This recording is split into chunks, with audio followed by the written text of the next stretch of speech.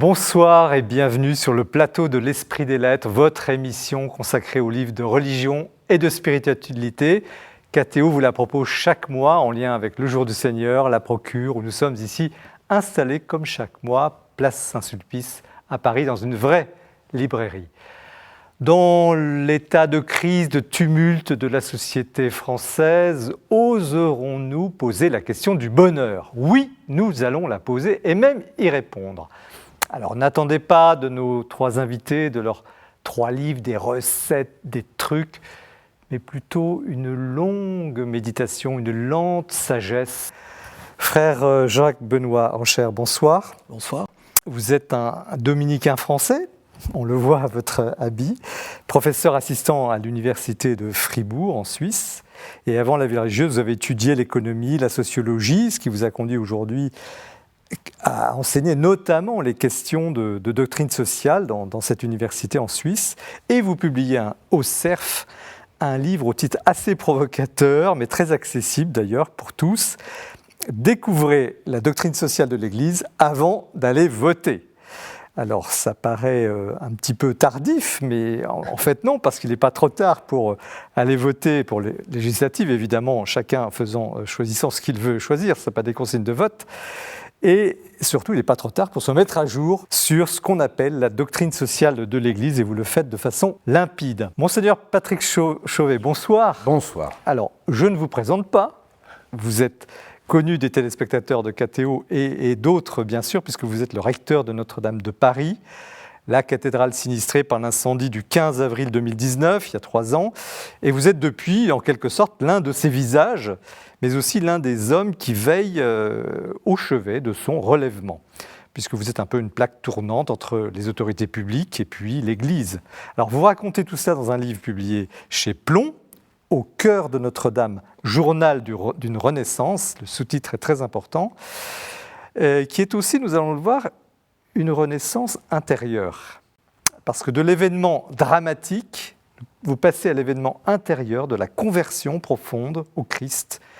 Et c'est un chemin en fait, que vous tracez, que vous ouvrez. C'est un livre assez provoquant et très stimulant. Dont Olivier Quenardel, bonsoir. Bonsoir. Alors vous êtes, là aussi votre habit l'indique, un moine cistercien, l'abbaye de Cîteaux en Côte d'Or, c'est entre Beaune et Dijon, abbaye dont vous avez été le père abbé pendant près de 3 décennies. Abbaye où vous êtes entré en 1967, donc vous avez quand même avec vous une expérience de 55 ans de vie monastique et vous en tirez un ouvrage d'une rare intensité spirituelle, publié aux éditions des Béatitudes, sur les Béatitudes, son titre « Rien que du bonheur », une belle expression, « Rien que du bonheur », un sous-titre « Les Béatitudes, une aventure aux 1000 couleurs ». Alors de ces 7 Béatitudes du Christ, qui paraissent parfois un peu banales, on les a beaucoup entendues, vous tirez un véritable trésor. 3 livres donc sur le bonheur, on va passer une très belle soirée ensemble. Comme chaque numéro, nous commençons par retrouver notre amie Mathilde Mailleux dans un petit coin de la librairie qui nous présente l'actualité du libraire de ce mois. L'actualité du livre religieux ce mois-ci, c'est tout d'abord un événement éditorial, une biographie de Benoît XVI. Et ce n'est que le premier volume. Il y en aura 2, je vous rassure. Peter Sivald est l'auteur. C'est un écrivain, journaliste. C'est un proche de Benoît XVI. Ils collaborent depuis 25 ans. Ils sont intimes même. Et ce livre est justement exceptionnel à ce titre. C'est que ce n'est pas l'œuvre d'un historien, mais bien l'œuvre d'un journaliste, d'un écrivain, mais aussi d'un confident, d'un homme qui est un intime de Benoît XVI et qui a recueilli, année après année, des bouts de vie et surtout des détails extrêmement précieux. C'est là la force de cette biographie, de proposer un ouvrage certes d'histoire, une biographie en bonne et due forme, mais une biographie nourrie de l'intérieur par Joseph Ratzinger lui-même. Ce premier tome concerne les années 1926 jusqu'aux années 1965, date du Concile Vatican II, un ouvrage publié aux éditions Cora et un ouvrage très important aujourd'hui pour nous tous. Une fraternité renouvelée à présent par Jean-Paul II. Ce sont des textes de Jean-Paul II, des discours, des lettres, des écrits personnels qui ont été ici rassemblés sur l'initiative de la Conférence des évêques de France. Cette fraternité, c'est celle avec nos frères aînés dans la foi, les Juifs, qui était tellement important pour Jean-Paul II et qui aura posé tout au long de son pontificat des gestes forts dans ce sens de ce dialogue absolument essentiel pour nous tous. C'est publié aux éditions MAM, Cerf et Bayard, et c'est un ouvrage qui nous permet de prendre conscience d'un immense héritage, celui de ce dialogue entre l'Église et le judaïsme. Les derniers seront les premiers, là encore une coédition entre les éditions Emmanuel et les éditions Faculté Jésuite et le Centre Sèvres. C'est la parole des pauvres que nous allons entendre dans ce livre. C'est celle que nous invite à écouter le pape François. Et ce livre nous amène au cœur du synode sur la synodalité justement. Comment faire la place au sein de ce travail synodal, comment faire la place aux plus fragiles. C'est un ouvrage outil pédagogique coécrit par toute une série d'auteurs, de théologiens, d'acteurs en pastoral qui nous invitent et qui nous expliquent, qui nous prennent par la main pour nous inviter et écouter la parole des plus fragiles. Ils ont choisi la solitude de Jean-Claude Noyer, à présent aux éditions Talendier. Il parle ici d'ermites, ces hommes et ces femmes qui, aujourd'hui encore, font le choix de cette vie radicale. Ils ont choisi de vivre dans la solitude, dans le silence et la prière. Ils viennent de tous les continents et Jean-Claude Noyer est parti à leur recherche. Ce sont des hommes et des femmes issus de traditions spirituelles très différentes. C'est un ouvrage extrêmement fort et très éloquent. La joie de manger, publié aux éditions Cerf, c'est Jean-Michel Le Cerf qui est l'auteur, c'est un médecin nutritionniste et c'est un diacre. C'est un ouvrage qui allie l'utile à l'agréable, si je puis dire ainsi. C'est un médecin qui a tout à fait conscience que manger est une préoccupation de tous les instants, bien sûr, mais aussi est devenue une préoccupation écologique. Que manger, comment manger, qu'est-ce qu'il est bon de manger ? Mais aussi comme il est bon de manger. Manger, c'est de la joie, manger, c'est la fraternité, manger, c'est le partage, et c'est surtout ne plus être triste, un ouvrage donc qui met en joie. Et puis enfin, pour terminer, Comment faire de bons choix par le jésuite et philosophe Bernard Bougon et Laurent Falque, qui est enseignant en ressources humaines. Il publie aux éditions MAM un petit livre extrêmement utile et précieux pour discerner grâce à saint Ignace. Nous avons tous des choix à poser dans notre vie, des choix importants, qu'ils soient personnels ou professionnels. Ici, il nous aide à discerner, non pas entre le bien et le mal, mais surtout entre le bien et le mieux. Merci Mathilde pour ce tour d'horizon, toujours riche, fourni. C'est une bonne nouvelle pour la librairie, pour l'édition religieuse, et c'est tant mieux en ce printemps. Alors frère Jacques-Benoît Raucher, on dit frère parce que vous êtes dominicain, mais vous êtes prêtre. Un petit mot sur vous. J'ai dit que vous enseignez à Fribourg. C'est quoi les dominicains ? Qu'est-ce que vous faites en fait dans votre vie ? Alors les dominicains sont un ordre qui a été fondé il y a presque 800 ans exactement. On a fêté les 800 ans il n'y a pas longtemps.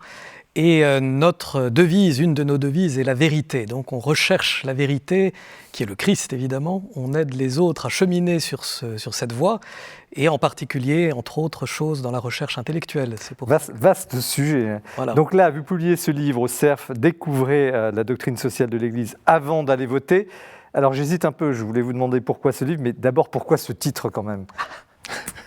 Vous venez donc convertir les catholiques ou ceux qui voudront bien vous suivre pour choisir un bon vote. Alors vous l'avez dit, c'est absolument pas des consignes de vote, surtout pas. C'est au contraire une manière de réfléchir aux grandes questions économiques, sociales et politiques qui se posent particulièrement au moment de grandes échéances électorales, mais qui se posent dans la vie de tout un chacun. Pourquoi avez-vous choisi un titre aussi provoquant ? Parce que la France est confrontée à des grandes échéances électorales cette année, mais surtout parce que je crois qu'on a besoin de redécouvrir cette doctrine sociale de l'Église qui est assez peu connue, et des catholiques, et à l'extérieur de l'Église catholique. Alors c'était plutôt cette doctrine sociale de l'Église que je voulais mettre en avant. Alors le mot doctrine fait fuir, on en parlera tout à l'heure avec nos invités. Qu'est-ce que c'est que la doctrine sociale de l'Église ?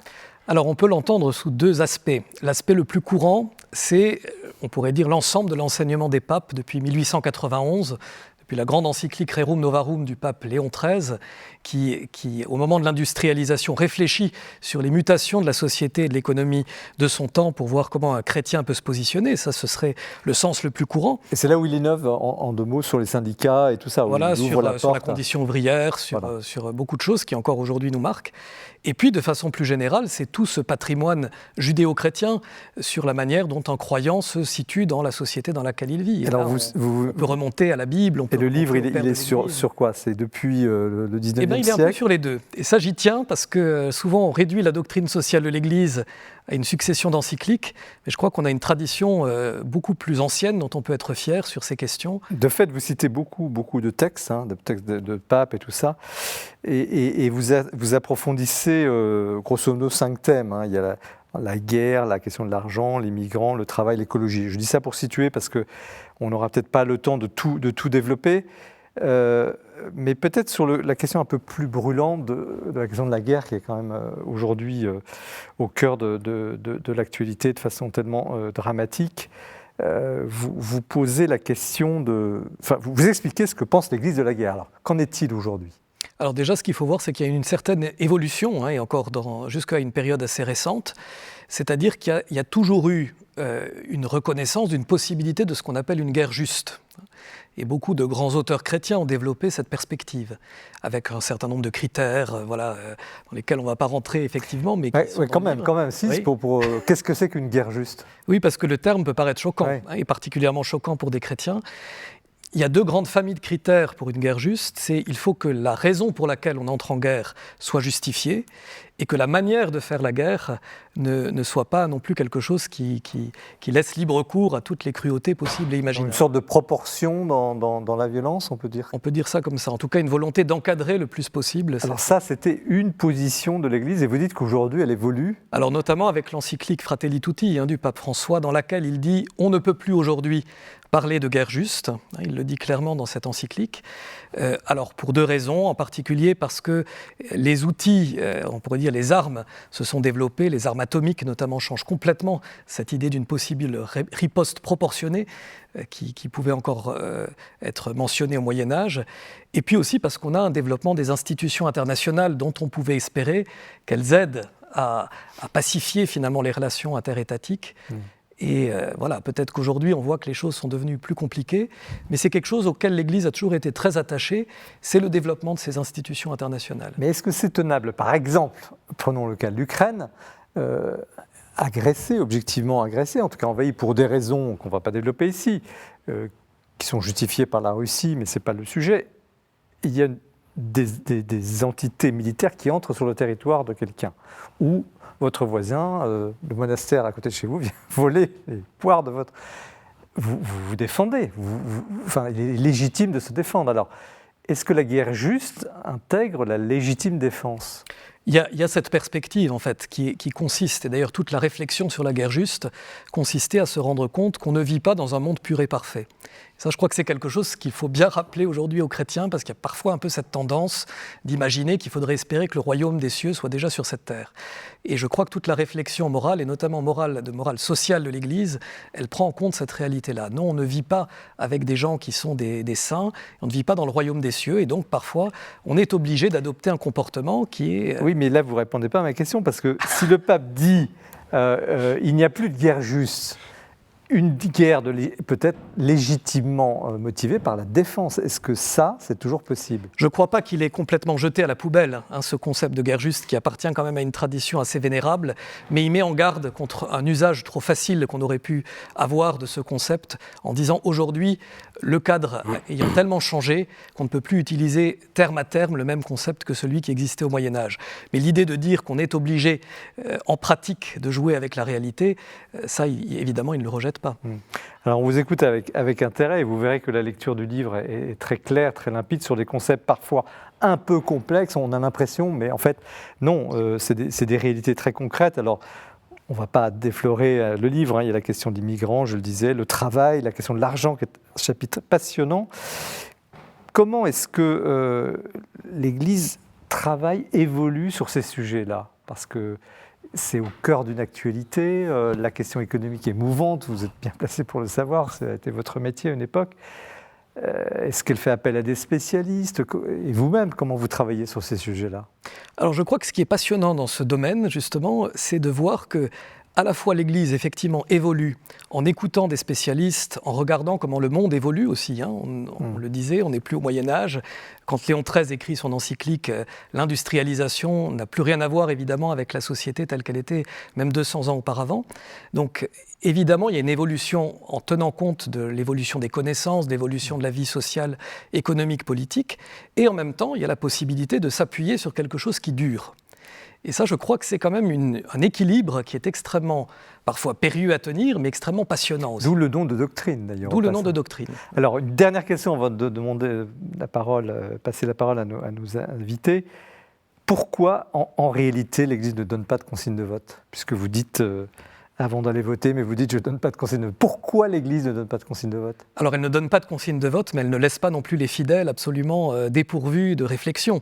Je crois d'abord qu'elle ne donne pas de consigne de vote parce qu'elle fait confiance à la capacité de discernement de chaque fidèle et qu'elle croit en l'intelligence et en la possibilité de se diriger dans la vie de ses ouailles. Ça n'a pas toujours été le cas. Ça n'a pas toujours été le cas, mais on peut se réjouir qu'aujourd'hui ce soit le cas.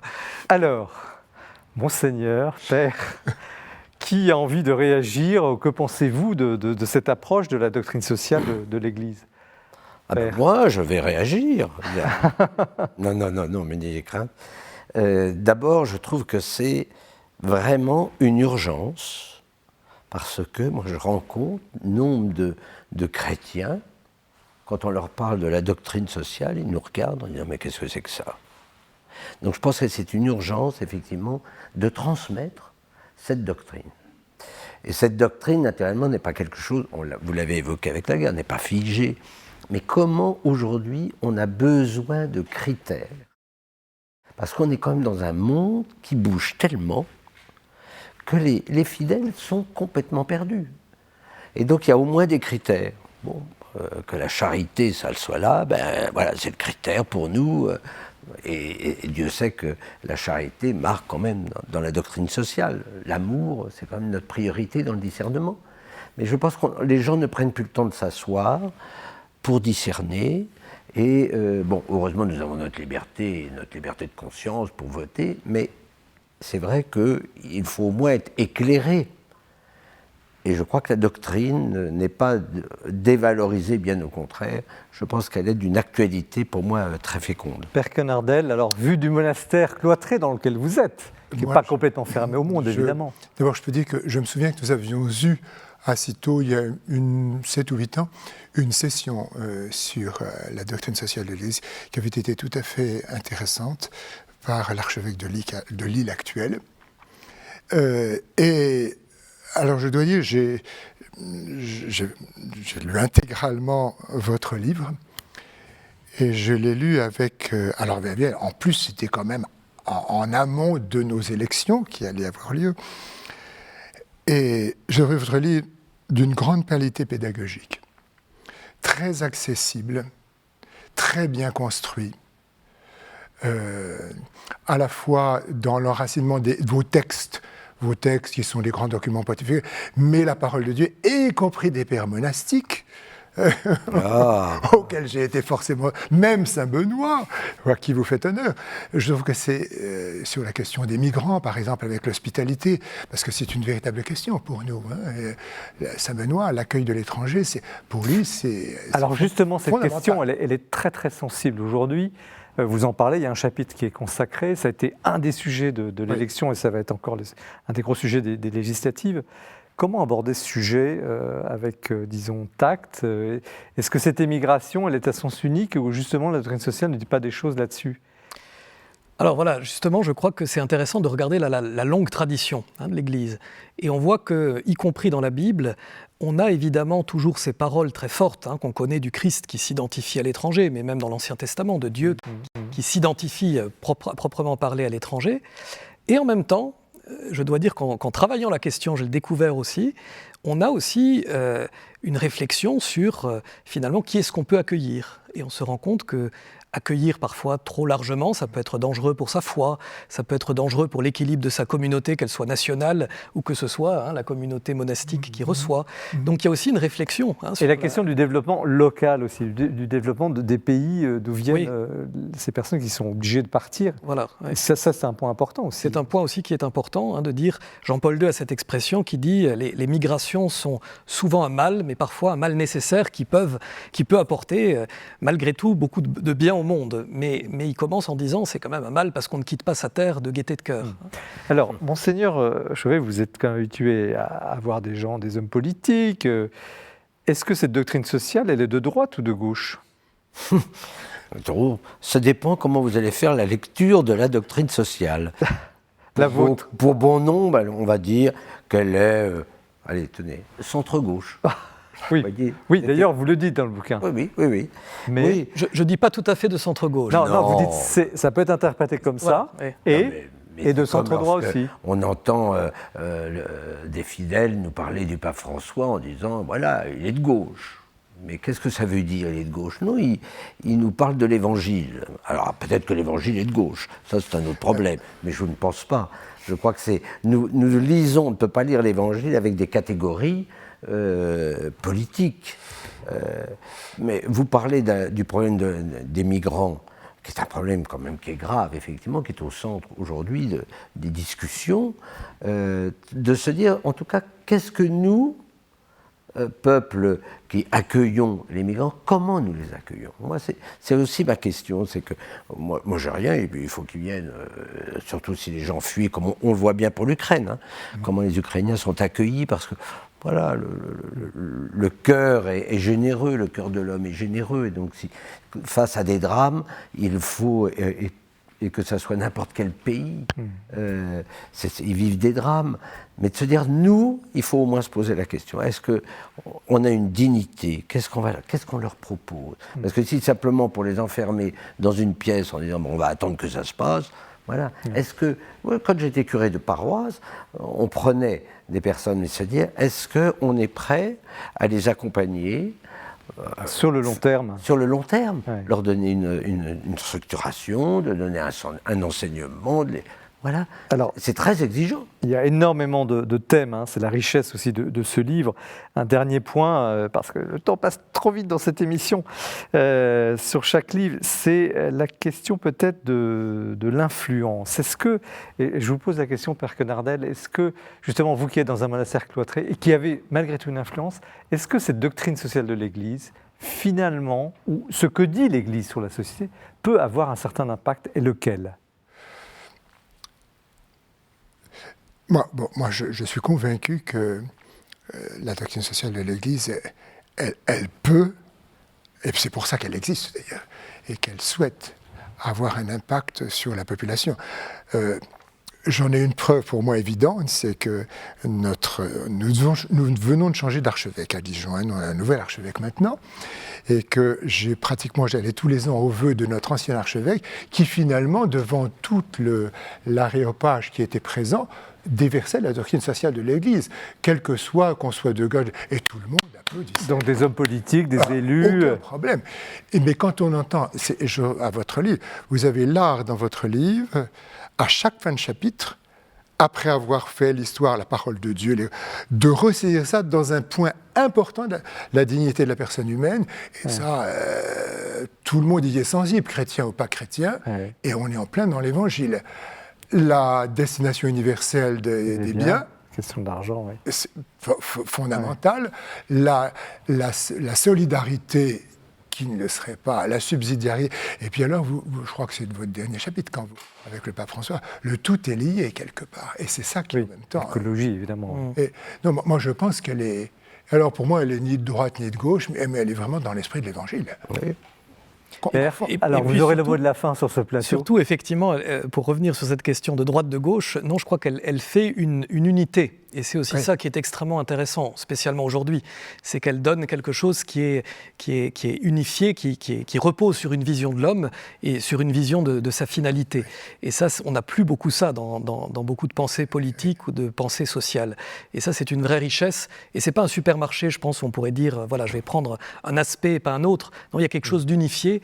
Et ça, c'est extrêmement riche pour penser, justement. Est-ce qu'un bonheur sociétal peut exister? C'est ma dernière question. Oui, je crois que oui. Et je crois qu'on l'oublie trop souvent aujourd'hui, et que, y compris comme chrétien, peut-être on cherche son bonheur de façon très individuelle, dans sa spiritualité, dans sa relation à Dieu, alors que, précisément, le bonheur auquel on aspire, c'est de contempler Dieu, qui est le bien suprême, et de le contempler avec les autres. Merci, Père Jacques-Benoît Rocher. Découvrez la doctrine sociale de l'Église avant d'aller voter, donc il n'est pas trop tard pour lire ce livre. On vote souvent. Oui, on vote souvent. Et un très très bon livre, intéressant, clair et surtout concret, limpide, c'est très important. Les livres sont parfois un peu difficiles d'accès, ce n'est pas le cas. Alors c'est déjà l'heure du coup de cœur, où on retrouve Bertrand Deschamps. Restez bien avec nous, nous continuons avec Monseigneur Patrick Chauvet sur Notre-Dame de Paris.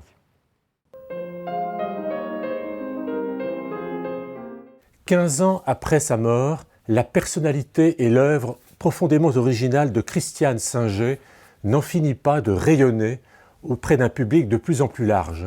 C'est le sens, me semble-t-il, du succès immédiat de la biographie que lui consacre Audrey Fella, qui est une grande spécialiste, et ça n'est pas pour rien, des femmes mystiques.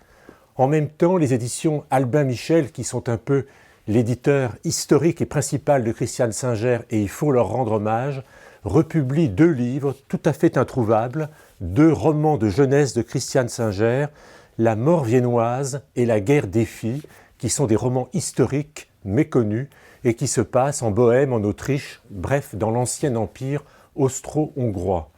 C'est un lieu, une entité qui aura beaucoup compté dans la vie de Christiane Singer, puisqu'elle était mariée à un Autrichien de grande famille, qu'elle aura vécu toute une partie de sa vie en Autriche et qu'elle est morte à Vienne. Un livre fondamental de Christiane Singer dans le sillage de ses romans historiques, c'est Une passion qui nous raconte la vie, l'extraordinaire histoire d'Héloïse et d'Abélard. Christiane Singer a eu l'idée d'imaginer que 20 ans après la mort d'Abélard, Héloïse écrivait ses mémoires. C'est un livre absolument magnifique d'amour et de passion, comme le dit le titre. Mais Christiane Singer, et c'est pour ça que c'est une œuvre particulièrement large et originale, c'est une série de livres qui, je crois, aident à mieux vivre, qui sont empreints de spiritualité, de sérénité. Christiane Singer, ne l'oublions pas, était tout à fait férue des traditions orientales. 2 livres répondent à cela. Histoire d'âme, qui est un livre extraordinaire qui permet d'aller mieux, si je peux dire, quand on en a besoin. Et puis, Où cours-tu? Ne sais-tu pas que le ciel est en toi? Qui est également un très beau livre, qui est une sorte de manuel que tout le monde peut ouvrir un jour de tristesse ou de solitude. Et puis, un livre que moi je conseille très souvent à qui me demande une idée de cadeau pour un mariage, que j'offre moi-même. C'est le magnifique Éloge du mariage, de l'engagement et autres folies. Tout est dit dans le titre. C'est un livre qui célèbre le mariage d'une façon tout à fait originale et qui est un merveilleux clin d'œil pour celui qui l'offre. Et puis, évidemment, il faut terminer par ce livre unique, ce journal qu'elle a tenu les 6 derniers mois de sa vie, dernier fragment d'un long voyage, où elle raconte sa maladie, la progression, les rapports avec son médecin, ses ultimes réflexions sur la vie. C'est absolument magnifique et tout à fait émouvant, et on se rend compte, comme le dit Audrey Fella dans le livre dont je parlais au début, que Christiane Singer a été une étoile filante qui a laissé une trace de feu dans le cœur de tous ceux qui l'ont lue et ont pu la rencontrer. Alors découvrez-la si vous ne la connaissez pas. Merci Bertrand pour ce coup de cœur. Nous continuons l'émission avec le livre de Monseigneur Patrick Chauvet, donc recteur de Notre-Dame de Paris, intitulé « Au cœur de Notre-Dame, journal d'une Renaissance », c'est chez Plomb. Alors, on a envie de vous poser la question que vous récusez un peu au début. Vous dites, je vais dans la rue, tout le monde me dit « comment va Notre-Dame ?» Oui, on a envie de vous demander « Comment va Notre-Dame ?» Eh bien, Notre-Dame va bien, et je vous en remercie. Bon. Elle est encore un petit peu blessée, mais enfin, elle va bien. On en est où exactement dans les travaux? Disons qu'il y avait 3 phases. La première, qui était un peu la sécurisation, qui est une phase qui a été très longue, mais vous savez, c'était cet échafaudage qui était sur la cathédrale et qui menaçait de tomber.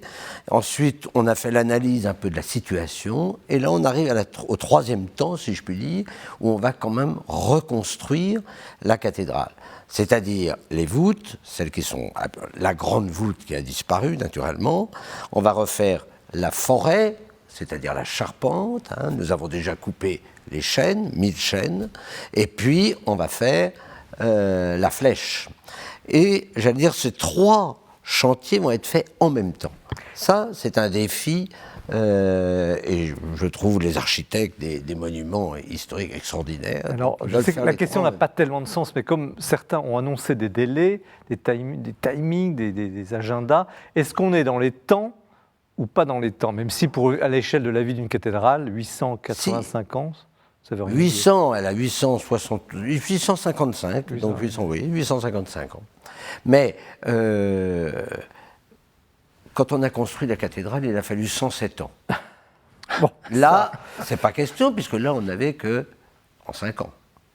2024. Et donc, si vous aviez le général Georgelin devant vous... Qui est Georgelin, donc le général responsable. Georgelin, c'est le patron de l'établissement public, qui gère la cathédrale, puisque ça appartient à l'État.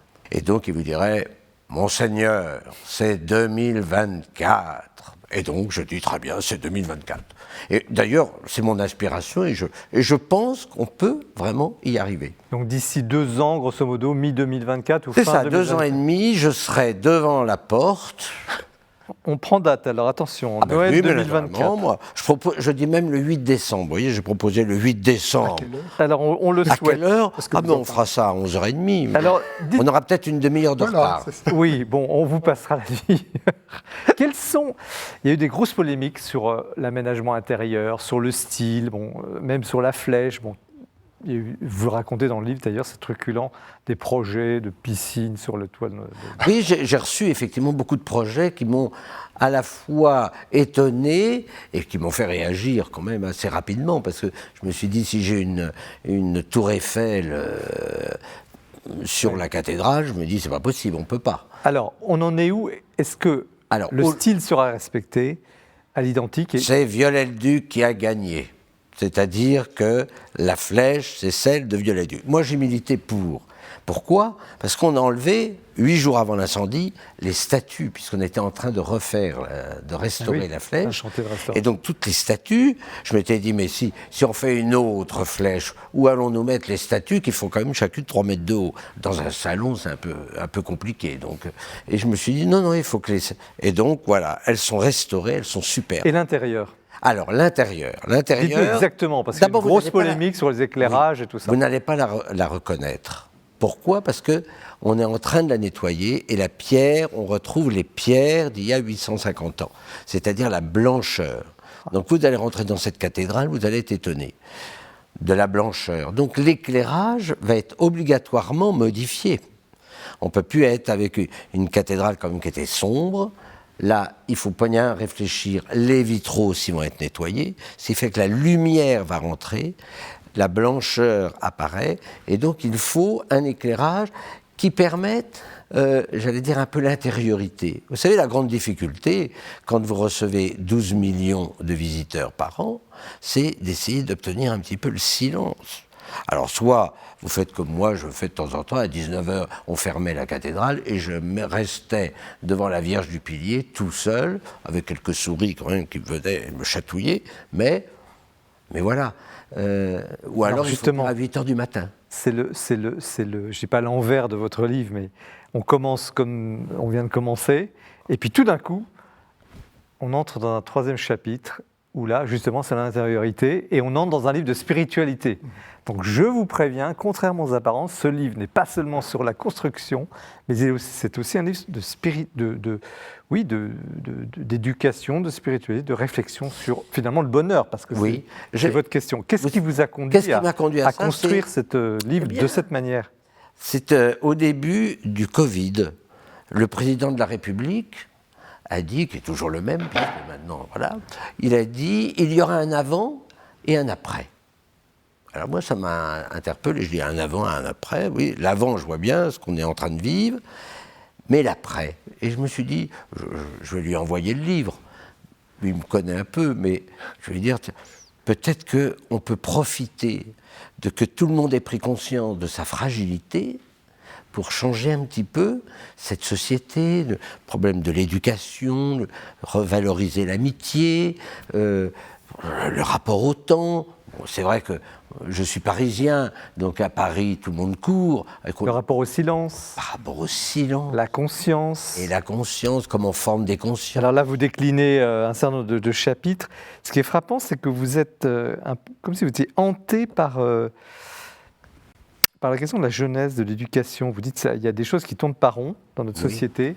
Et là, vous tirez des sonnettes d'alarme. Oui, sur la jeunesse, parce que je suis un ancien prof, parce que j'ai passé ma vie à enseigner, et donc je vois bien notre jeunesse aujourd'hui qui a besoin de points de repère. Alors, je ne voudrais pas faire le vieux de mon temps, parce que ça, surtout en éducation, ça a tellement évolué. Mais essayer de retrouver simplement le bon sens. Je pense qu'on a perdu un petit peu le bon sens. Alors vous osez parler de vertu. Ben oui, j'ose parler. Ça, c'est à cause de saint Thomas. C'est lui qui est responsable. On va leur demander leur avis tout à l'heure, mais bon. Mais parce que je pense que... c'est un peu vieux jeu. Vous savez, mon obsession, parce qu'on a bien des obsessions, l'obsession pour moi, c'est l'éducation à la liberté. Eh bien, si vous voulez devenir un être libre, et ça je m'appuie sur le docteur Angélique, il faut effectivement vivre de ces... j'allais dire des vertus. Il y avait, chez les dominicains, vous avez quand même des grandes traditions, le père Pinker's par exemple.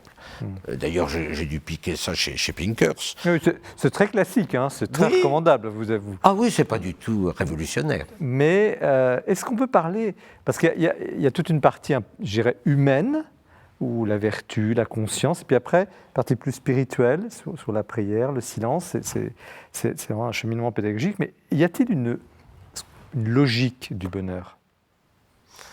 Est-ce qu'il y a des enchaînements qui permettent d'accéder à cette liberté intérieure dont vous parlez ?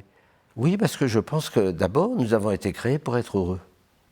Moi, quand je rencontre des gens qui me disent, voilà, on est là, on doit souffrir. Vous savez, il y a encore des fidèles qui disent, bah oui, moi je porte ma croix, vous savez, c'est comme ça. Moi, je dis, bah écoutez, moi quand je porte ma croix, je dis au bon Dieu, je dis pas quand même refile au voisin quand même, parce que je suis sympa, mais je me dis, voilà, Seigneur, je te l'offre, mais c'est moi qui me le tape. Je trouve que parfois c'est un peu lourd. Donc moi, non, je pense que nous avons été créés pour être heureux. Qui me fera voir le bonheur ? On reviendra tout à l'heure avec le Père, mais je pense que c'est dans notre monde aujourd'hui, pourquoi on va chercher des bonheurs artificiels ? C'est parce que peut-être qu'on ne sait plus parler du vrai bonheur. Voilà. Et donc nos jeunes, bon, ils sont accros, je sais pas quoi, à la drogue, ou je ne sais quoi, parce qu'ils cherchent. Ils cherchent un absolu. Oui, ils cherchent un absolu. Vous parlez de sainteté à la fin du livre. Oui. Vous osez parler de sainteté. J'ose parler de sainteté parce que je trouve que c'est un programme qui rend vraiment heureux. Je pense qu'être saint, être un saint... Ça paraît inaccessible. Mais pas du tout. Pas du tout. Moi, je suis là... j'aime beaucoup l'enseignement de la petite Thérèse, vous savez. Me grandir, c'est impossible. Thérèse d'Enfant Jésus. Oui. Donc moi, si je désire de la sainteté, je peux vous assurer que c'est pas moi qui ai inventé ça. C'est le bon Dieu qui m'a mis dans mon cœur et qui m'a dit, bah, puisque tu veux être un saint, tu vas être un saint. Alors, moi, j'essaye de faire des efforts quand même. Merci. Alors, Père Quenardel, je vous pose tout de suite à vous la question, parce que comment percevez-vous justement ce livre, cette entreprise, ce programme, si on peut parler de programme, des programmes politiques, des programmes de bonheur ou de sainteté ? Donc il y avait une longue expérience monastique. Oui. Moi, donc j'ai lu aussi avec bonheur votre livre, et je ne vous connaissais pas. Votre nom, bien sûr, mais je n'avais pas lu de livre venant de vous. Et je trouvais le ton de votre livre et le ton d'un homme. Il faut bien comprendre. C'est optimiste, votre livre. Mais c'est dans le bon sens du mot optimiste. Oui. Et ça fait plaisir. Ça fait du bien. L'évangile, on respire dans l'évangile et on respire une plume de chrétien qui est heureux d'être chrétien. Et ça, je trouve que ça fait du bien. Alors effectivement, vous en parliez tout à l'heure, on entre à travers l'événement de la cathédrale, donc dans l'extériorité, vous nous faites entrer. Vous commencez par les commandements d'ailleurs. Avant de parler des vertus, vous parlez des commandements. Vous avez et puis sur l'acheminement vers la liberté. Enfin, moi j'entends encore pour le coup aussi, c'est un de vos pères dominicains. Alors, frère dominicain. La liberté. Disciple de saint Thomas d'Aquin, qui était un peu piqué là tout à l'heure, ou au contraire, salué. Comment percevez-vous cet ouvrage et sa structure aussi Oui, moi j'ai effectivement été interpellé par vos passages sur la conscience, parce que je trouve que c'est un thème aujourd'hui qui mérite d'être travaillé, retravaillé. Vous citez saint Thomas, mais vous citez aussi John Henry Newman. Oui. Donc, c'est aussi des grandes figures quasi contemporaines donc, qui nous montrent l'importance de ces thématiques et qui nous rappellent finalement qu'on est tous en quête de bonheur, effectivement. Et que je pense qu'on a peut-être, vous l'évoquiez à l'instant, oublié cette dimension dans la vie chrétienne. Et qu'on devrait se rappeler que Dieu nous a créés pour ça, en fait. Et il me semble que là, je vois un parallèle avec la cathédrale, justement. C'est qu'elle est un signe d'une beauté qui désigne le ciel, qui désigne Dieu, et qui rappelle finalement aux touristes, qui rappelle aux Parisiens que vivre avec Dieu, c'est beau, justement. Et là, je vois vraiment, dans cette attention que vous portez au bâtiment et en même temps à cette œuvre d'orfèvre qu'est la conscience humaine, un peu un parallélisme qui m'a beaucoup interpellé dans cet ouvrage. Mais quand, disons, l'incendie ou les ravages d'autres choses dans la vie intérieure des gens, que ce soit des épreuves, il y a eu ce Covid qui a touché tout le monde, ou d'autres épreuves plus personnelles, des deuils, on a eu sur ce plateau aussi des moments d'émotion intense sur ces sujets-là, à l'occasion de livres ou de telle ou telle personne. Peut-on réparer une guerre ? Peut-on réparer une blessure? Peut-on réparer un tremblement de terre? Est-ce que la spiritualité peut nous refaire? Eh bien, je pense que quand on traverse une épreuve, je n'avais pas beaucoup d'épreuves. Je veux dire que à part l'incendie, qui pour moi a été une véritable épreuve, puisque vous avez, sans doute. Voilà, vous vous trouvez d'un coup dépossédé de cette cathédrale, où c'était pas la mienne, mais enfin, on est attaché quand même à ce lieu. Et donc, c'est nous qui sommes transformés. C'est-à-dire que le soir même, j'étais ravagé, le lendemain, j'étais tout seul sur le parvis avec les pompiers, et je me suis dit, mais voilà, réveille-toi, parce que là, il va falloir réagir. On est complètement démunis. Et voyez, au bout de 3 ans, puisque ça fait 3 ans, j'allais dire, le bonhomme a changé. D'abord parce que j'ai vécu beaucoup plus depuis 3 ans de l'espérance. Parce que, voilà, là, c'est une véritable espérance, parce que j'ai plus rien. Donc là, on peut sauter, mais on saute, il n'y a pas de filet. Donc vous vous dites, mon Dieu, où allons-nous ? J'ai été obligé de licencier tout le personnel, c'était une épreuve humaine. Se dire, ces gens-là étaient tellement attachés, 65 salariés, que j'ai mis dehors, parce que c'était fini, c'était fermé. Eh bien, cette expérience, j'allais dire, non pas, parce que vu mon âge, heureusement que j'avais une maturité déjà, mais spirituellement, ça vous marque. Père Quenardel, de passage de l'abaissement, le fond de la piscine à peut-être quelque chose de... Est-ce qu'on s'en remet? Moi, je pense là, la cathédrale, événement dramatique quelque part. Moi, je me souviens, je devais venir à Paris, je suis arrivé le lendemain de cet incendie. J'étais au Bernardin, j'ai rencontré là des personnels. On voyait bien que c'était... Mais en même temps, je me dis, vous voyez, on reste dans quelque chose qui, certes, c'est de la pierre qui s'écroule. Et moi, je me trouvais encore aujourd'hui, avant de venir ici, en dialogue avec une religieuse qui passe par un moment extrêmement difficile pour les questions que nous savons qui sont celles. Bon. Eh bien là, c'est une cathédrale qui s'effondre autrement. Enfin, vous voyez. Et là, je me dis, il ne faut pas faire de comparaison. Je crois que les véritables pierres, ce qui donne du sens aux pierres qui vont être dédicacées, les pierres, c'est la communauté chrétienne qui vit là. C'est les pierres vivantes. C'est les pierres vivantes. Et quand les pierres vivantes sont atteintes d'une manière dramatique, alors je crois que ce que je crois, c'est que, et ça je voudrais l'affirmer fortement, c'est je pense que le Seigneur Jésus,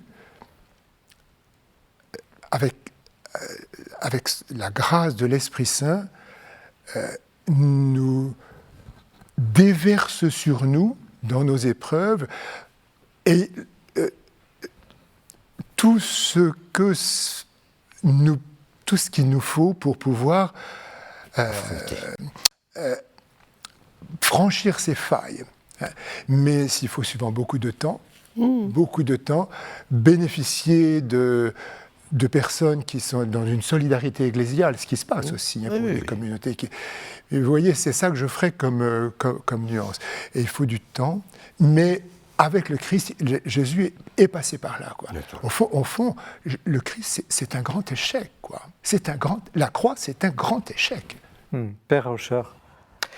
Moi, je crois qu'il y a une image qui m'a beaucoup frappé dans votre livre, c'était celle de cette statue de la Vierge, qui est là, qui est présente.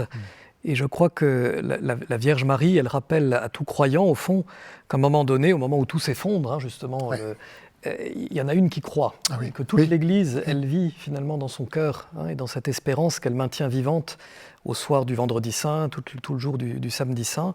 Et cette image de la statue de la Vierge qui est maintenant sur la place du Parvis, je crois qu'elle symbolise ça pour la cathédrale, mais je pense qu'elle est aussi un rappel pour tout croyant, peut-être pour tout homme, qu'à un moment donné, l'espérance est toujours la plus forte. Racontez-nous l'anecdote des ouvriers quand vous avez voulu enlever la statue. Oui, parce que l'original, c'est une copie, mais l'original est à Saint-Germain-l'Auxerrois. Et donc, quand je suis arrivé, les compagnons étaient là, puis ils me disent « Mais qu'est-ce que vous faites ?» Je dis « Je vais voir, on va déplacer la statue. » Et j'ai obtenu de la DRAC, qui est la direction de la culture, que cette statue puisse aller à Saint-Germain, puisqu'on célèbre à Saint-Germain.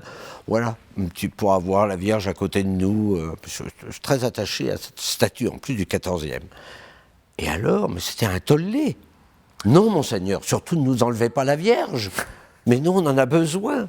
Alors j'aurais dit, bon, très bien, on va vous faire une copie. Et donc, j'ai fait faire une copie. Et ils voulaient avoir la présence, parce qu'ils étaient vraiment convaincus que ça soit d'ailleurs même les pompiers, mais eux qui le lendemain étaient là, parce que la cathédrale bougeait, donc il fallait enlever, pour mettre des pierres, des étais pour qu'elle ne tombe pas.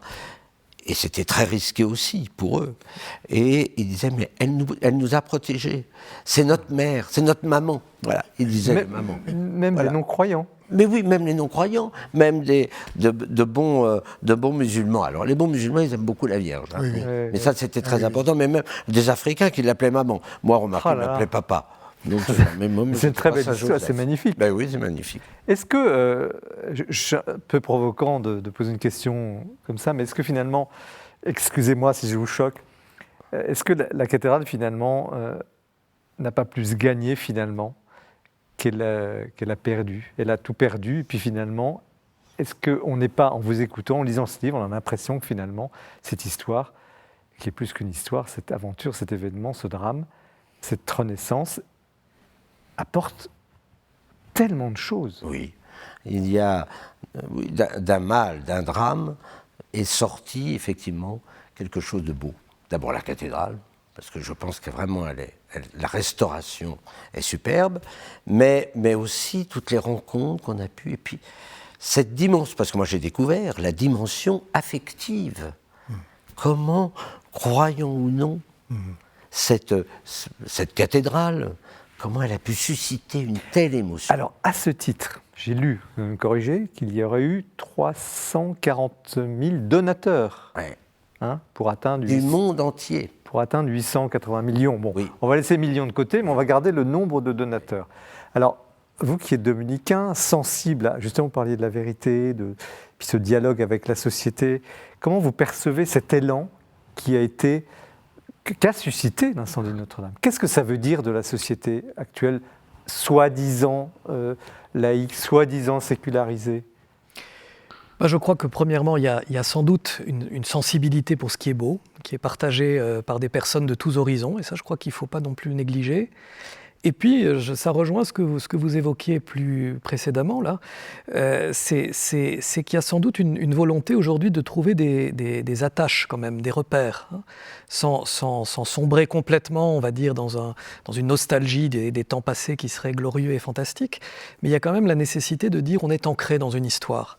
Et là, je crois qu'il y a quelque chose de notre histoire comme Français, mais même de façon plus générale, d'un patrimoine de l'humanité qui était atteint et que beaucoup de gens ont... Mais vous n'allez pas jusqu'à la dimension spirituelle. Mais je pense que la dimension spirituelle, elle traverse tout ça. Elle traverse cette recherche de racines, cette possibilité de contempler la beauté. Et puis, voilà, la marche d'après, elle est spirituelle.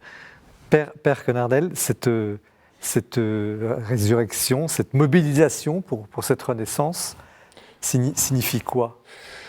Tout à fait en accord avec ce que vous venez de dire, là, sur aussi la voie de la beauté est quand même une considérable. Hein. Aujourd'hui, qui est un lieu qui permet d'aller vers une transcendance, je pense. Quel que soit l'art d'ailleurs.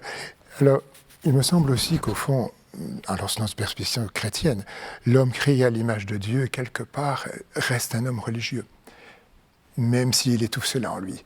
Et que quelque part, le monde entier sait bien que Notre-Dame, et vous ne manquez pas de le souligner, on ne veut pas que ce soit un musée. Voilà. Ça attristerait le monde entier, je pense, que Notre-Dame devienne un musée. C'est un lieu de célébration et de culte. Eh oui. Voilà. Et ça, même si on y est plus ou moins indifférent.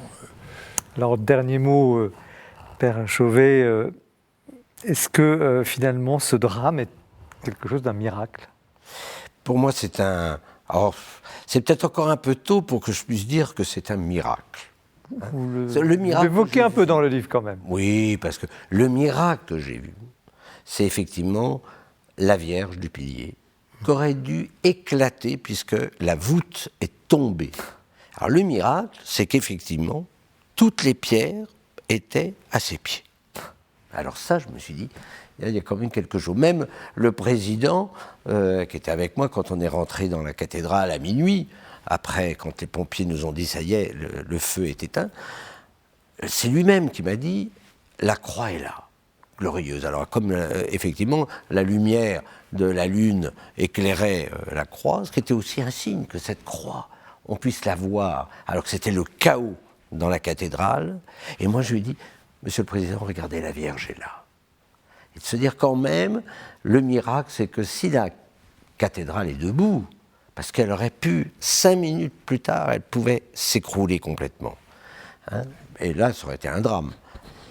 Pas uniquement parce que la cathédrale serait tombée, mais c'est qu'elle tombait sur les immeubles de la rue du Cloître. Hein. Donc c'était vraiment ça aurait été une catastrophe, même s'il n'y avait plus personne dans la rue. Mais voyez, le miracle, pour moi, c'est la présence de Marie et de son Fils. Merci. Merci, Père Patrick Chauvet, donc Monseigneur Patrick Chauvet. Au cœur de Notre-Dame, journal d'une renaissance. Le mot est à multiples sens. Renaissance architecturale et renaissance spirituelle intérieure, édité chez Plomb. Nous poursuivons l'émission avec le livre de Don Olivier Quenardel. Rien que du bonheur, restez bien avec nous, ça va être également passionnant. C'est maintenant l'heure du portrait que Jean-François Rode nous a préparé. Je voudrais aujourd'hui rendre hommage au travail de l'exégète Jean-Noël Aletti. Jean-Noël Aletti est jésuite, il a été longtemps professeur à l'Institut biblique pontifical. Vous savez que c'est ce qui se fait de mieux dans le genre. Et il continue ses recherches et ses publications à partir du Centre Sèvres à Paris. Donc c'est un spécialiste du Nouveau Testament, particulièrement de Saint Paul et des évangiles synoptiques. Alors pour Saint Paul, je cite un seul livre, Saint Paul, Épître aux Philippiens. C'est une introduction, une traduction et un commentaire donc de l'Épître aux Philippiens de Saint Paul. Mais au fur et à mesure, il s'est plutôt concentré sur les évangiles synoptiques avec une méthode qu'il a approfondie de considérer donc essentiellement les évangiles comme des récits. Bien sûr, il n'abandonne pas les acquis de la méthode historico-critique, qui cherche donc en fait l'historicité, les sources, l'histoire du texte, et même sa préhistoire, mais il décide d'analyser littérairement le texte tel qu'il nous est parvenu aujourd'hui. Si vous voulez voir d'emblée la fécondité de cette méthode, prenez ce petit livre dans la collection Lire la Bible, Quand Luc raconte, donc au Cerf. Et il a théorisé davantage et approfondi cette méthode sous le nom quelquefois un peu barbare de narratologie, dans le livre « Jésus, une vie à raconter », qui est, comme sous-titre, « Essai sur le genre littéraire des évangiles de Matthieu, de Marc et de Luc ». Donc il montre que non seulement les évangélistes ont dû se réapproprier la manière de raconter qu'avait l'Ancien Testament, mais qu'ils se sont confrontés aussi à la manière gréco-romaine dont on faisait les biographies. Avec cette immense question que Plutarque, par exemple, ne se consacre qu'aux grands hommes, aux grands généraux, aux rois, alors que, précisément, il s'agit de Jésus qui a été inconnu au niveau de la grande histoire, comme on dit, et qui est mort surtout de façon infamante sur la croix. Et c'est ce thème qu'il prend comme priorité dans le Messie souffrant, un défi pour Matthieu, Marc et Luc, en disant en fait qu'il y avait une contradiction à résoudre. Comment est-ce qu'on pouvait prétendre que Jésus était le Messie alors qu'il avait été il avait souffert, il avait été condamné de manière infamante. Et pour Jean-Noël Aletti, c'est en fait cet angle-là qui permet le mieux de comprendre les évangiles. Et j'en arrive au livre qu'il vient de publier, L'Évangile selon saint Luc, sous-titré sobrement Commentaire. Alors c'est un livre magnifique, majeur, une grande œuvre, qui donc commente tout l'Évangile de Luc. Ce n'est pas une œuvre à lire de façon cursive, c'est un instrument de référence, mais précisément le commentaire a cette prétention à l'exhaustivité, ce qui fait que chaque chapitre, chaque verset est commenté de façon précise et brève, évidemment, même si le livre est gros, de telle sorte qu'on ait tout ce qui est nécessaire à la compréhension du texte. Alors, comme l'auteur y a passé toute sa vie et qu'il a lu tous les livres, il nous rend un grand service, il nous fournit un instrument de travail extrêmement précieux. Je pense vraiment que c'est un peu indispensable à toute personne qui veut méditer, et à plus forte raison, commenter et expliquer l'Évangile de Luc. Et je termine avec un livre qu'il n'a pas écrit, qu'il a simplement republié, La foi de Jésus-Christ, de Jacques Guillet, dans la collection Jésus et Jésus-Christ, parce que ça me permet de rendre hommage à ce grand bibliste et à ce grand spirituel que fut Jacques Guillet. Merci Jean-François pour ce portrait toujours finement ciselé. Nous poursuivons l'émission avec le livre du père Don Olivier Quenardel, donc moine cistercien, Rien que du bonheur, très beau titre, Les Béatitudes, une aventure aux 1000 couleurs, une très jolie couverture d'ailleurs, publiée aux éditions des Béatitudes, EDB. Père, peut-être un petit mot sur vous, parce que vous êtes intriguant avec votre bel habit de cistercien à la coule noire. C'est quoi les cisterciens ? Eh bien, écoutez, le mot cistercien vient du lieu où a été fondé le premier monastère qui est devenu monastère, qui s'appelle Cîteaux. Donc vous avez été père abbé et donc vous êtes toujours attaché. Et donc ce sont des moines bénédictins qui, issus de la tradition de Cluny, qui, à la fin du XIe siècle, en 1098, voyant que leur question était « est-ce que vraiment nous sommes fidèles à la règle de Saint Benoît ou pas ?» C'était la question, surtout dans l'équilibre « ora et labora », qui se sont dit... Il y a eu des échanges en communauté, ce qui est d'ailleurs très intéressant, on parlait aussi entre eux. Et finalement, ils ne sont pas arrivés à s'entendre, mais le père abbé est parti avec une trentaine de moines, et le vicomte de Beaune de l'époque leur a laissé une terre qui n'était pas l'une de ses meilleures terres, mais sur lesquelles nous sommes encore pratiquement aujourd'hui. Donc, 1000 ans après, quasiment. Voilà, donc c'est ça. Et le mot cistercien vient du mot cîteau. Cîteau. Alors, quelle est la caractéristique des cisterciens ? Tout à l'heure, le père dominicain nous a dit « nous cherchons la vérité ». Que cherchez-vous ?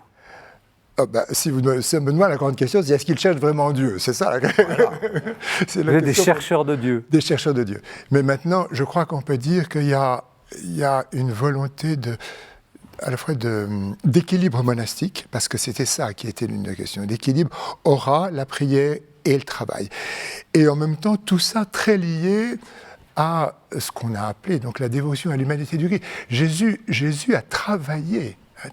On n'imagine pas 3 ans de vie publique, il a travaillé de ses mains à l'atelier.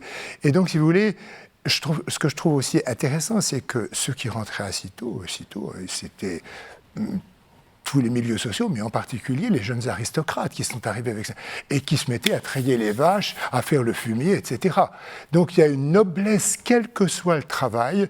Je pense que ça fait partie de notre tradition et que ça vaut pour aujourd'hui. Et là, votre monastère vit d'un travail. Vous produisez... Nous faisons du fromage avec des vaches qui sont les vaches de Cîteaux.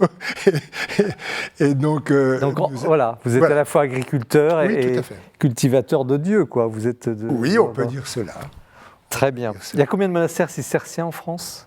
Nous devons avoir actuellement 13 monastères de moines et 12 de moniales. Et vous êtes cloîtré. De trappistes. Et en même temps, une autre branche qui est aussi cistercienne, ça doit faire, je pense, 3 monastères de moniales et il y a les Reims, etc. qui sont... Et vous êtes des moines cloîtrés. Vous avez passé absolument. votre vie en clôture. Alors, j'avais dit 55 ans de vie monastique au départ. Oui. Alors voilà, et au bout de 55 ans, vous écrivez un livre qui s'appelle « Rien que du bonheur ». Rien que du bonheur. Alors oui, je dois dire que il faut que je commence par là, parce que j'ai repris ça mais au début de ma vie monastique. Enfin là, je me souviens très très bien, je revenais d'une permission, j'étais moine déjà, mais jeune prophet, pas encore engagé définitivement. Au moment de la Toussaint d'ailleurs, je me trouvais à Cîteaux et vraiment j'ai compris d'une manière très très forte, ça venait de plus loin que moi, tu veux le bonheur, eh bien le voilà. C'était l'évangile des béatitudes. Et si vous voulez, ça m'a beaucoup beaucoup travaillé. Je m'en suis ouvert au Père Maître et le Père Maître m'a dit, frère Olivier, tu ne peux pas garder ça pour toi. Donc, j'étais un peu étonné parce que je ne suis pas un prédicateur ni un prêcheur, en tout cas à l'origine. Et puis finalement, ça m'a beaucoup travaillé. Et quand je suis devenu abbé, en 1993, j'ai commencé mon enseignement au chapitre par un commentaire des béatitudes. Et j'ai terminé pratiquement mon service abbatial. Et ça, ce sont presque mes derniers chapitres d'abbé. Alors, les béatitudes pour les non-initiés, c'est dans quel évangile ? Pratiquement, le texte que je suis se réfère à l'évangile de la Toussaint, qui reprend l'évangile de saint Matthieu au chapitre 5, mais il y a aussi l'évangile selon saint Luc, qui traite des béatitudes d'une manière plus incisive et qui... C'est heureux vous les pauvres, heureux vous qui êtes dans l'épreuve, heureux vous les persécutés. Il y a une espèce de carrière très incisif. Chez Matthieu, c'est les heureux les pauvres de cœur, heureux les doux. Donc je commente là. D'abord, je m'applique sur saint Matthieu. D'ailleurs, oui, le livre est structuré. Il y a vous avez choisi 7 béatitudes. D'ailleurs, vous n'en avez pris que 7. Il y en a un peu plus. Il y en a 9. Et alors, pourquoi ce choix ? Alors, il y a beaucoup de choses, enfin plusieurs. D'une part, je pense qu'on n'est quand même pas, en tout cas, dans un... Les 2 dernières béatitudes que je ne commande pas, là, c'est « Heureux les persécutés pour la justice » et « Heureux vous qui êtes persécutés à cause de moi, vous qu'on insulte, etc. » Bon, je ne commande pas parce que je ne pense pas que nous soyons, en tout cas, dans un contexte déclaré de persécution. Et au fond, je m'arrête à 7 parce que je m'appuie là, j'ose, avec des grandes autorités ecclésiales, en particulier le saint Thomas d'Aquin et saint Bonaventure, qui, dans leur architecture dogmatique, parlent d'un septénaire des septénaires où ils mettent en rapport, c'est d'ailleurs passionnant, ils mettent en rapport les 7 vertus, les 7 demandes du Notre Père, les 7 péchés capitaux, les 7 béatitudes, etc. Et les 7 jours de la semaine, parce que vous structurez aussi... Mais ça, ils ne le font pas eux. C'est moi qui... Donc le chiffre 7, qui serait un peu un chiffre divin.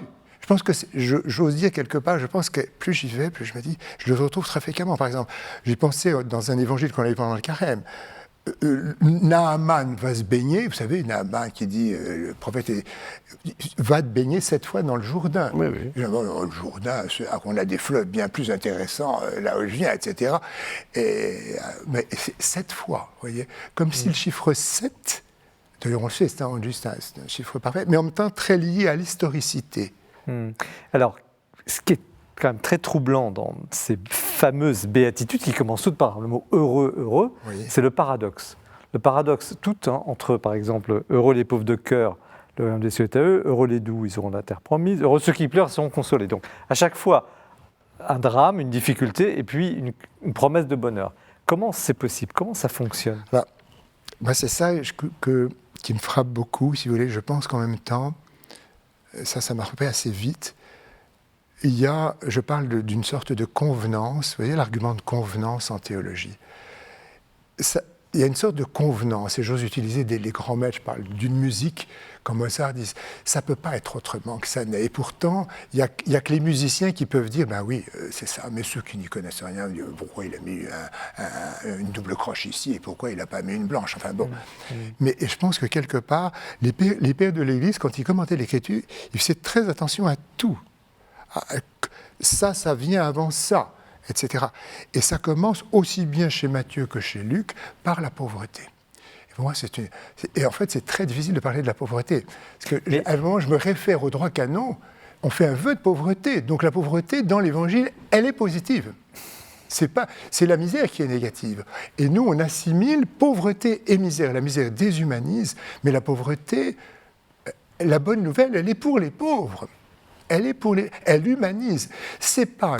Alors, ce qu'on a, c'est qu'on a les critères économiques dans la tête. Mais c'est celui qui parle le mieux de la pauvreté, je le dis là, c'est Saint Jean, qui n'en parle jamais. Mais pratiquement, quand on regarde, quand on contemple Jésus chez Saint Jean, Jésus il se reçoit entièrement de son Père. Il ne dit rien qu'il n'entend du Père. Il ne fait rien que ce qu'il comprend que le Père lui demande de faire. Il est entièrement à faire là. À un moment, je dis, mais ça, je cite Zindel. Il peut dire je suis parce qu'il n'a rien. Voilà. Vous savez, Zindel, c'est son grand art. Donc, en fait, derrière les mots, il y a avant tout des réalités. Il ne faut pas qu'on s'arrête à des mots en disant j'ai pas envie d'être pauvre, j'ai pas envie de souffrir, j'ai pas envie d'être persécuté. Non, c'est pas ça du tout. Non. Et je pense que quand on aime, on devient pauvre. Et alors, il y a une autre chose très intéressante, cette espèce d'harmonie que vous venez d'en parler un petit peu, que vous détectez à l'intérieur de ces 7 béatitudes qui s'articulent les unes aux autres. Les unes les autres. Je pense à ça. On devient pauvre quand on aime. Celui qui aime sa femme, il va quitter. Le mari quitte sa famille pour s'attacher à sa femme. Celui qui est appelé à une vie religieuse, il quitte aussi, mais c'est pour un amour. D'où la deuxième béatitude, de la douceur. On goûte comme c'est bon d'aimer. Et puis les larmes, parce que aimer dans la durée, on passe un jour ou l'autre par un cri. Et on découvre que l'autre n'est pas le bon Dieu, et que la communauté est la meilleure du monde, même ma communauté de Cîteaux, ce n'est pas encore tout à fait le ciel. Alors, le mot « heureux », est-ce qu'il est traduit autrement? Est-ce qu'il peut se traduire autrement? Il peut se traduire autrement. Alors, je suis sûr, mais peut-être... je suis sûr que le fameux théologien juif, il traduit autrement. Chouraki, comment il traduit? En marche. En marche. C'est quand même loin de mot « heureux ». Oui, parce que le grec, c'est makarios. Donc c'est le mot maker, d'ailleurs. Ça veut dire quoi, en marche, ça veut dire quoi? Avance, ça veut dire quoi? Ça veut dire ne te bloque pas. Quelque part, on avance. Ne te bloque pas à ça. Oui. Et... C'est-à-dire, c'est dynamique. C'est dynamique. Voilà, c'est pour expliquer que c'est vrai que les béatitudes, il y a un mouvement spirituel. Oui. D'ailleurs, si on voit bien, moi, dans ma naïveté, je me disais, si j'arrive déjà à vivre une béatitude, ça sera bien. Mais après, je me suis dit, mais non, c'est un chemin. C'est un chemin. C'est un chemin spirituel, il faut arriver à la fin. D'ailleurs, je ne l'ai pas dit, mais vous en parlez dans votre livre des béatitudes. Mais oui. Ouais. Vous en parlez. C'est un chemin. C'est un chemin. Et c'est pour ça que la paix, vous voyez, elle se gagne pas comme le monde la gagne. Elle commence avec la pauvreté, donc comprise dans le sens, elle grossit, etc. Et après ça, on aboutit à la 7e place, qui est le dimanche, moi je m'amuse à dire ça, c'est les premiers mots du ressuscité. Enfin, c'est lui la paix. Alors, il y a parmi les gens qui apprécient moyennement le christianisme ou qui le critiquent, cette idée qu'au fond, ils sont bien gentils, les chrétiens, de parler de bonheur, d'être heureux, etc., dans les épreuves. Et tout ça, c'est une forme d'irénisme, c'est-à-dire de super optimisme qui serait un peu béat. Est-ce qu'on peut admettre ce reproche ? On peut parler d'une manière d'optimisme béat, mais je pense que je pense qu'en même temps, on est complètement en régime d'incarnation. Et que quand on contemple le Seigneur, Jésus-Christ, on voit bien qu'il était profondément dans la réalité. Pourquoi est-ce que les foules le suivaient en masse ? Alors, après ça, elles ont vu les exigences que ça reposait, parce qu'il dit, voilà. Mais c'est parce qu'au fond, il touchait les gens dans leur humanité. Vous voyez, il était dans l'humain de l'homme, je suis dans le meilleur de... Et dans l'humain de l'homme, il faisait passer le divin de Dieu. Moi, je pense que c'est ça. Ça, je crois que vous touchez un point très important. Je me suis souvent posé... Moi, au départ, ma formation sont les pères de l'Église. Et je me suis posé la question, comment se fait-il que le christianisme se soit répandu aussi rapidement ? C'est incroyable. Et qu'aujourd'hui, on dit que ça se répand moins facilement. Et donc je me suis dit, il faut au moins essayer de comprendre. Mais tout simplement parce que les dieux païens, ils étaient enfermés au 7e ciel, et ils n'avaient pas de souci des personnes. Tout à fait. La nouveauté apportée quand même par le christianisme, c'est que notre Dieu est proche. Ah oui. Voilà. Un Dieu qui est avec nous, un Dieu qui est sensible à la souffrance qu'on peut vivre. Voilà.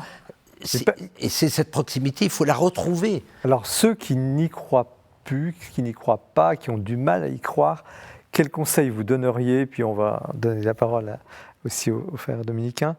Pour commencer, par quelle béatitude il faut commencer ? Je pense qu'il faut prendre la première. C'est la porte d'entrée. Donc la pauvreté du cœur. Vous avez...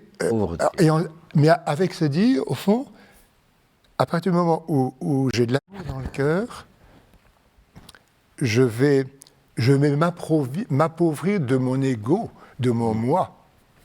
C'est pas possible que ce soit. Naturellement, le pauvre de cœur, c'est celui qui est prêt à tout recevoir de Dieu. S'il est encombré, il ne reçoit rien. Alors, s'il est ouvert...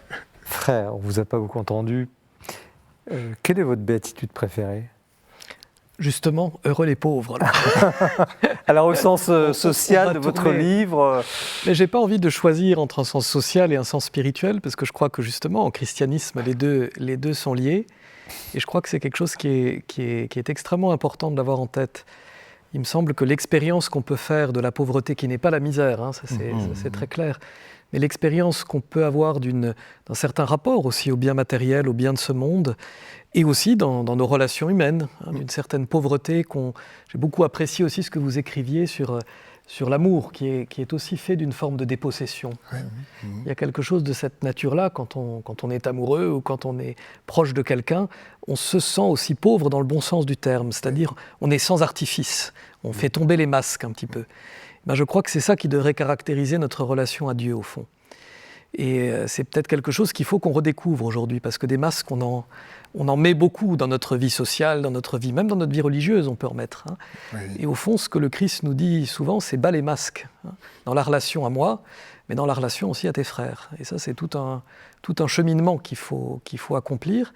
Et c'est pour ça que je trouve qu'on n'est pas très loin forcément de questions économiques là-dessus.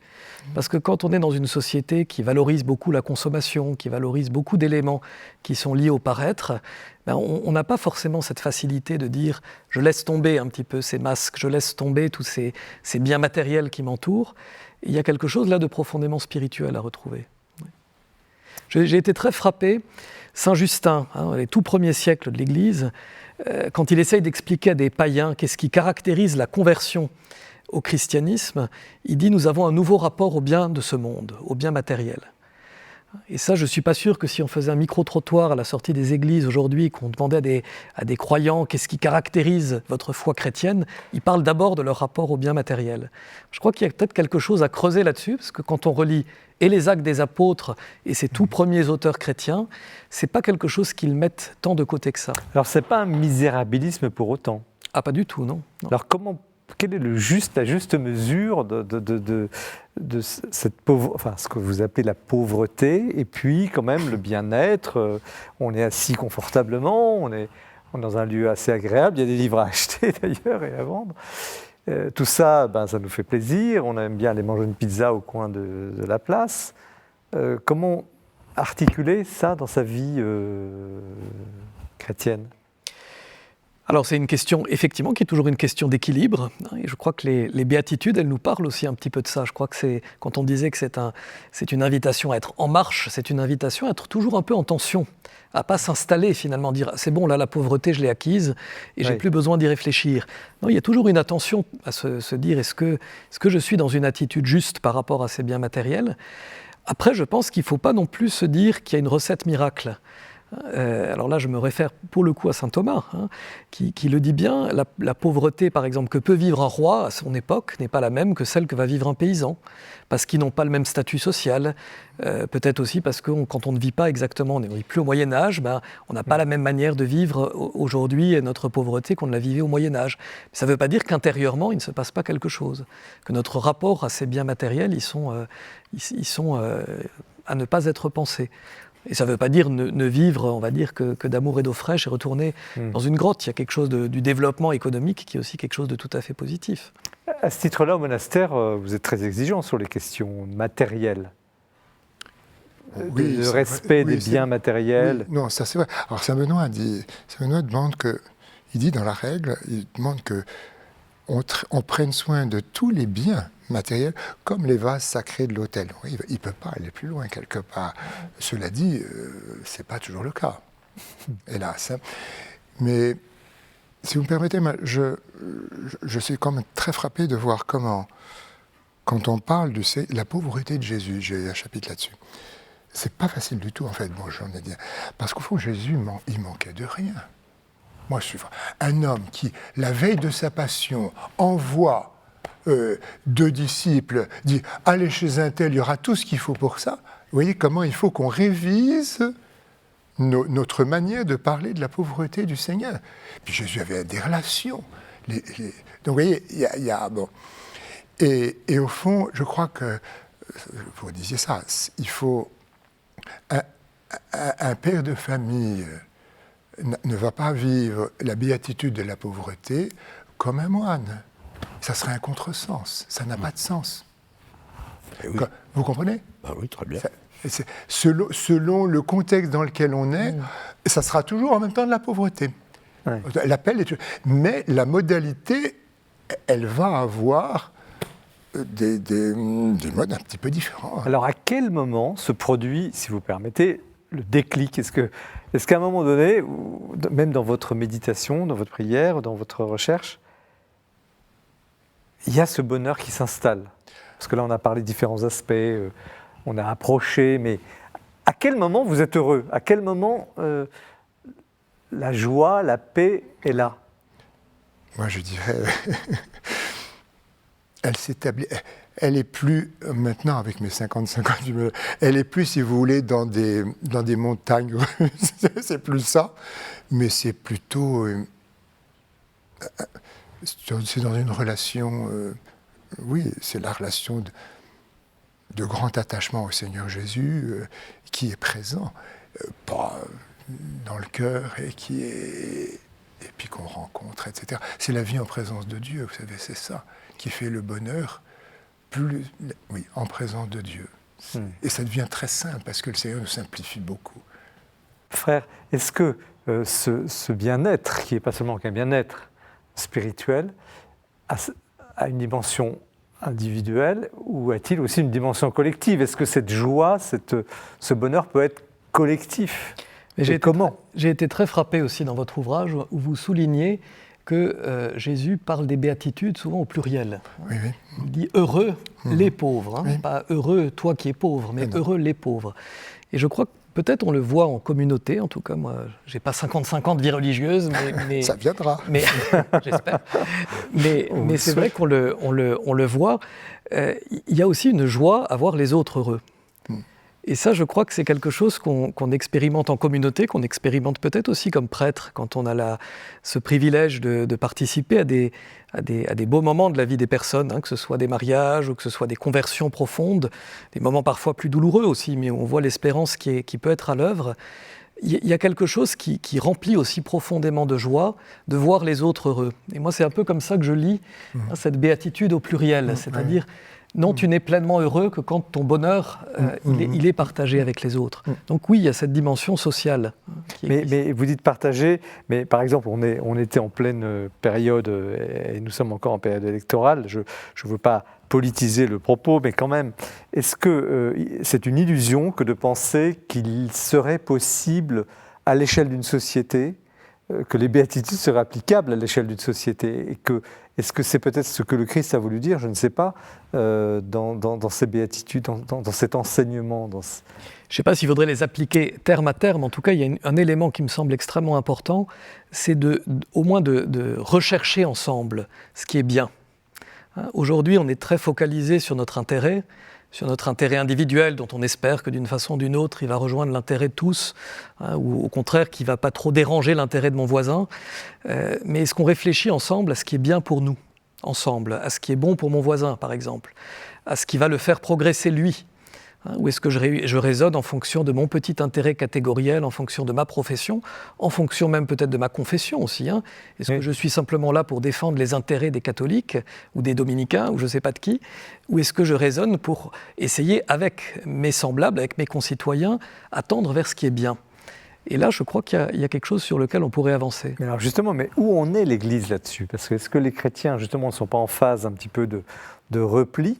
Vous parliez, on a évoqué la bonne nouvelle de Notre-Dame avec ces centaines de milliers de donateurs, cette émotion presque planétaire. Mais est-ce que ce programme que vous incarnez, que vous développez, enfin le mot programme est inadapté, ces béatitudes, appelons-les programmes pour simplifier, pourrait davantage aider ces chrétiens à sortir un peu de leur cercle, à parler autrement, et ça c'est la question que je pose aussi à tous les trois, parler autrement. Comment se fait-il que ces béatitudes, qui semblent être un trésor, ne soient si mal connues, par exemple? Comment sortir du cercle? On les connaît parce qu'on les connaît, mais au fond, c'est sûr que moi ça me marque beaucoup. Je pense qu'il y a là un cheminement, on parlait de mon chemin, qui est un trésor. Et à la fin, il y a un petit dessin, vous savez, qu'on s'est amusé à faire, le soleil des béatitudes. Mais au fond, je me dis, rien que ça c'est le soleil du Christ, enfin, qui rayonne. Et qui ne... Mais est-ce qu'il rayonne suffisamment? Parce que vous êtes dans un monastère, vous êtes devant une cathédrale fermée. Donc vous êtes, d'ailleurs, la photo, on vous voit sur la place de Notre-Dame avec. Voilà, sur le il y a une grue, vous êtes sur le trottoir de Paris, devant une cathédrale fermée. Alors, comment parler de ces merveilles au monde? Comment... Il me souvient quand, parce que ça fait moi 42 ans, donc je suis plus jeune que vous quand même, mais 42 ans que je prêche sur les béatitudes, hein, et je me suis surpris à dire, mais aucun homme politique n'oserait tenir un tel discours.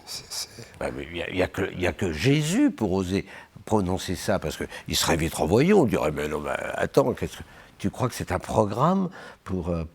Non. Et pourtant, à partir de là, moi je suis persuadé, enfin je ne suis pas homme politique, donc, mais je suis sûr qu'on pourrait s'inspirer quand même de cet enseignement, comme, voilà, mais ce que je disais tout à l'heure, comme un chemin spirituel. Et parce que dans moi je suis pour revaloriser le politique, hein.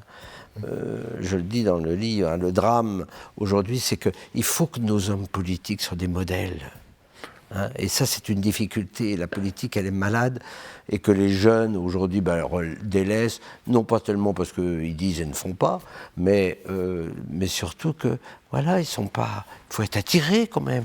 Il y a on a des figures, qu'on ne soit pour ou contre Pompidou, ou De Gaulle, ou je ne sais qui, c'était des figures. Oui. Voilà. Alors, il faut qu'ils meurent, peut-être, pour que ça devienne une figure aussi, on le sait bien. Hein. Mais... voilà, je pense qu'il faut redonner. J'avais dit ça un jour à un ami politique, un grand politique. Je lui ai dit, mais qu'est-ce que c'est pour vous quand même? C'est pas rien. Au siècle de Périclès, le politique, c'était celui qui gouvernait la cité, qui était un modèle. Et que vous a-t-il répondu? Il m'a dit, oh, bah oui, mais voilà, toi, tu es un petit peu dépassé, tu comprends. Voilà. Alors, la politique, c'est comme ça. Ah, j'ai dit non, je pense que tu te trompes. La politique, ce n'est pas ça. Alors, Père, vous êtes en plein, c'est votre sujet quand même tout ça. Comment transporter, au fond, ces béatitudes, je fais le lien aussi avec, évidemment, le livre du Père Canardel, dans le monde politique? Vous dites, ça devrait être des modèles, ces hommes politiques. Je crois qu'il faut peut-être déjà commencer par, je rebondis sur la question que vous posiez avant, peut-être se désoler du fait qu'elles ne sont pas davantage et être habité peut-être par cette tristesse profonde. Il ne faut pas non plus peut-être... Que les béatitudes ne soient pas suffisamment connues. Voilà, qu'elles ne soient pas suffisamment connues, peut-être pas suffisamment... Et que cette bonne nouvelle ne soit pas suffisamment connue dans toute sa beauté aussi. Parce que je trouve que plus on l'étudie, moi c'est en tout cas mon expérience, plus on se rend compte encore une fois qu'il y a quelque chose de fort là-dedans. Et qu'on brûle de transmettre aux autres, plus on l'approfondit. Donc là, je crois qu'il y a quelque chose qui pourrait nous piquer un peu comme chrétiens, de dire, mais non, on ne peut pas continuer à dormir tranquille s'il n'y a pas plus de monde qui connaissent ces beautés de l'Évangile. Et puis, je pense revenir à cette perspective de dire, oui, vous êtes fait pour être heureux. Parce que ça, je crois que c'est quelque chose qui n'est plus si évident aujourd'hui. Ou en tout cas, le bonheur est peut-être rabaissé à des... On l'évoquait tout à l'heure, mais peut-être à des choses beaucoup plus superficielles, beaucoup plus... ou au contraire, à des questions techniques sur lesquelles on va devoir répondre. Voilà, est-ce qu'on est pour ou contre telle et telle mesure politique, ou telle orientation, y compris bioéthique, ou tout ce que... Non, mais d'abord, à quoi est appelé l'homme? Il est appelé à ce bonheur profond qui est la contemplation de Dieu. Mais là, est-ce que vous répondez à la question de savoir si, de l'autre côté, ces hommes politiques, tout à l'heure le Père a expliqué devant cette assemblée de maires et d'élus de l'intérêt sur la question de la doctrine sociale de l'Église, est-ce que c'est recevable? Est-ce qu'aujourd'hui, ce message que tous les trois vous portez magnifiquement ce soir peut être reçu dans un monde où on considère que la religion doit être loin du champ politique, très loin du champ politique, une barrière infranchissable? Comment casser ce plafond de verre? Comment faire que ce message passe dans la société et atteigne les politiques? Moi, je crois qu'on ne peut pas construire une vraie réflexion politique si on n'a pas une définition de ce qu'est l'homme et une définition de là vers où il va. Sinon, on est simplement dans de la gestion du quotidien, qui peut être plus ou moins sophistiquée. Mais si on n'a pas une anthropologie et une eschatologie, comme on pourrait dire, on ne construit pas une vraie réflexion. Et là, je pense qu'il y a quand même quelque chose qu'on peut offrir. Alors, voilà, on n'est pas obligé d'être d'accord avec ce qui est proposé par le christianisme, mais en tout cas, il y a quelque chose là de cohérent. Il y a quelque chose qui s'incarne dans une tradition longue par rapport à laquelle on peut se situer. Et ce partenaire de discussion qu'est la réflexion chrétienne, à mon avis, peut offrir quelque chose aujourd'hui au monde contemporain. Père, alors, vu du monastère qui est cloîtré mais pas fermé sur le monde, loin de là, on le voit bien à vous lire et à vous entendre. Comment passer cette clôture entre le religieux et le politique? Moi, ce qui me... Je crois que je fais un tout petit peu allusion dans l'une des méditations du petit bouquin, sur l'argent quand même. C'est-à-dire que ce que je crois, ce que je pressens, et qui est douloureux pour nous tous, je pense, c'est au fond, nous avons voté pour celui qui maintenant est réélu comme président de la République, et très bien, on vote, mais au fond, il est à la remorque de quoi, cet homme? Je me dis, c'est exact, quelquefois, je me dis, nos démocraties, je pense dans le monde plutôt occidental, nord, c'est comme si au monastère, ce n'était pas l'abbé qui gouvernait, mais le cellurier. Alors Saint Benoît, le cellurier c'est l'économe, celui qui a l'argent. Ah ouais. Et Saint Benoît est extrêmement prudent et il dit, le cellurier ne fera rien sans l'accord de l'abbé. Or je me dis, on vote pour les chefs, on vote jamais pour les... En fait, pour qui est-ce qui commande notre monde? Ce n'est pas les politiques, c'est les réseaux financiers. Et tant qu'on ne changera pas ça, pas question de bonheur. Alors voilà, nous terminons sur ce mot de votre livre, frère Olivier Canardel, Rien que du bonheur, les béatitudes d'une aventure aux 1000 couleurs. Donc merci pour votre livre. Merci également, Monseigneur Patrick Chauvet, Au cœur de Notre-Dame, journal d'une renaissance chez Plon. Là aussi, la question de l'économie est importante, mais le sens de la cathédrale, le sens, la finalité de ce lieu est beaucoup plus élevé. Et merci à vous, Jacques-Benoît Rocher. Découvrez la doctrine sociale de l'Église avant d'aller voter au CERF. 3 livres ce soir qui ont trouvé leur harmonie, qui sont très complémentaires et que je vous recommande évidemment, en vous remerciant encore de l'attention que vous portez à cette émission, en vous remerciant de votre fidélité. L'émission, vous la retrouvez évidemment sur le site de KTO, quand vous voulez, parlez-en autour de vous, sur le site de la Procureure et du Jour du Seigneur. Je vous souhaite une très bonne soirée, une bonne lecture et à bientôt.